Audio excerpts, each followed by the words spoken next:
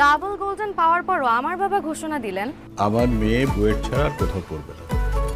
বাবা থামো তো, আমি বুয়েটে জীবনেও চান্স পাবো না। বড় জোর ঢাকা ইউনিভার্সিটিতে ট্রাই করে দেখতে পারি।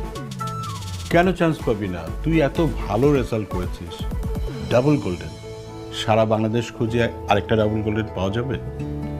অবশ্যই চান্স পাবি। আমি বলতে চাইলাম কমসে কম 1020, কিন্তু বললাম না, বাবার মন খারাপ হয়ে যাবে।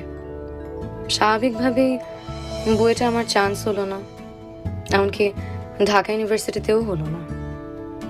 আমার ভর্তি পরীক্ষায় এই শোচনীয় পারফরমেন্স দেখে বাবা মুখ গম্ভীর করে বললেন, দরকার হলে আমার অর্ধেক সম্পত্তি বিক্রি করে তোকে আমি প্রাইভেট ইউনিভার্সিটিতে ভর্তি করাবো। পাবলিক ইউনিভার্সিটিতে তো কোনো পড়াশোনা হয় না, ওখানে শুধু রাজনীতি হয়। ঠিক আছে?